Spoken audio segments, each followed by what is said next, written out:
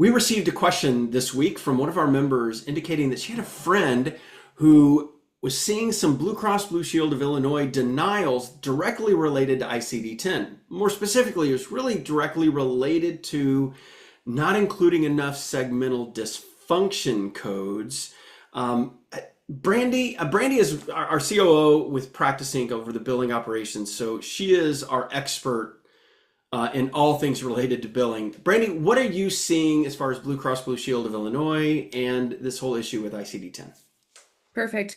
So while there are many things that can happen that cause a claim or a line item to not process the way we expect it would, I think, or the way we expect it should, I should say, I think that going back to the sort of the fundamentals, your service codes say this is what I'm doing with your patient. Your diagnosis codes say this is why I'm doing that with the patient. So in order to have a properly coded and complete claim, we have to completely define why we're doing what we're doing. In other words, properly diagnose for the services that we're rendering, which means we should also be pointing our diagnosis to our procedure codes as well. So on your more specific question, as it relates to the segmental dysfunction codes, yes, if you're submitting the 9894041 or 42, the standard expectation is that we have an appropriate M99 code. If you're billing for the 98941, you should have 3 or 4 spinal related codes, typically the M99.0 whatever that region is that is supported by your documentation in the claim, and then of course pointed to appropriately on the claim form.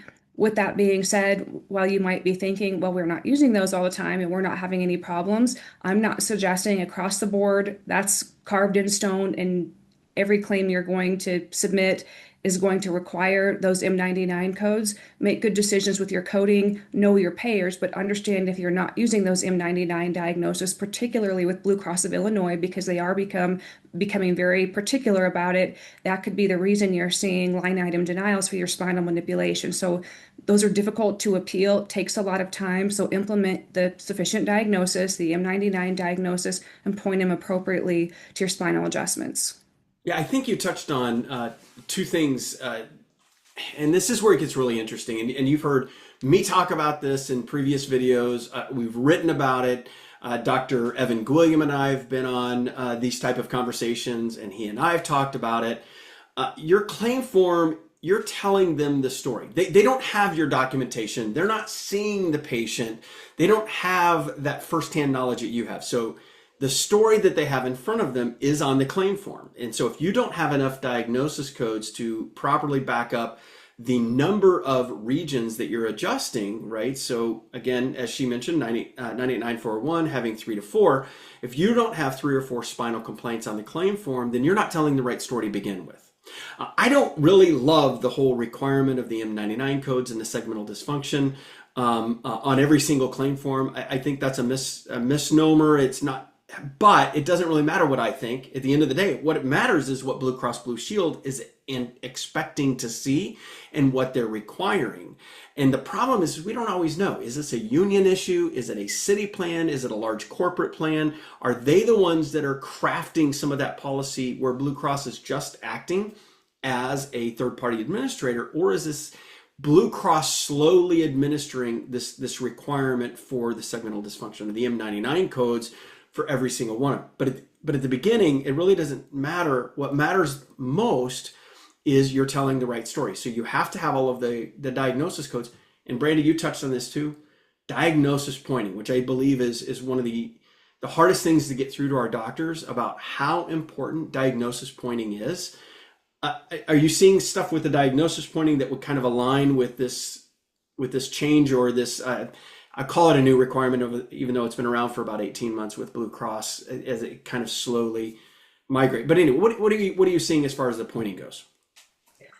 The pointing for diagnosis is something that we have long talked about for a good many years that wasn't so much of interest to payers in years past that is definitely becoming more of interest to them now. So you might imagine if you're reading a book and as you're reading each sentence in the book, it puts together the pieces of the story. Well, imagine now that you're reading a line item on a claim form and you're saying this procedure, whatever the code is, and these diagnoses that are supporting it, if it doesn't match up for the procedures or if it's not in alignment with the diagnosing and coding guidelines, you're telling the payer a confusing story.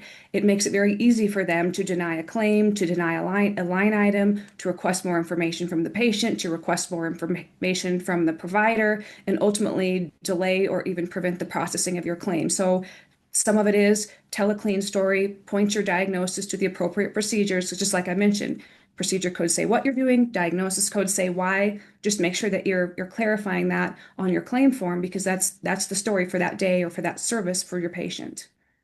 Yeah, and that also means like if you're doing extremity adjusting, and we see this a lot. Brandy, I think you see it as well. And when you're handling and helping doctors, is a doctor will have an extremity adjustment code, so they're going to bill a 98943, and then they'll still do their A through D, and A through D when they point on their diagnosis pointing won't have anything to do with the extremity at all. Well, that's an easy denial, because what you're saying is this extremity adjustment that I did is only related to these diagnosis codes A through D, instead of the actual diagnosis, the why, that is specifically related to that extremity that you're adjusting. And so that is super important to get that right as well.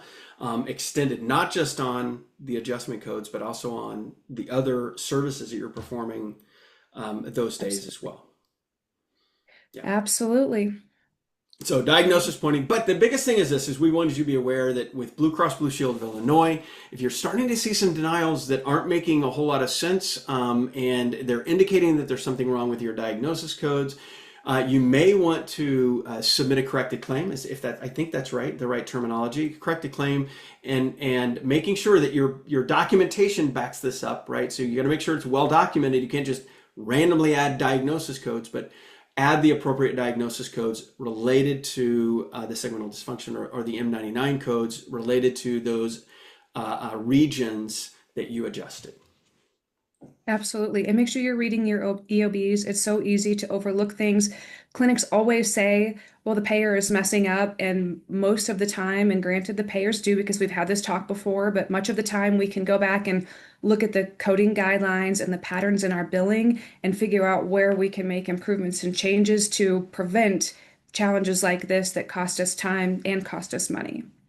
Yeah, well, we hope this information helps you out, and call us with any questions if you run into these challenges, and we will catch you next week.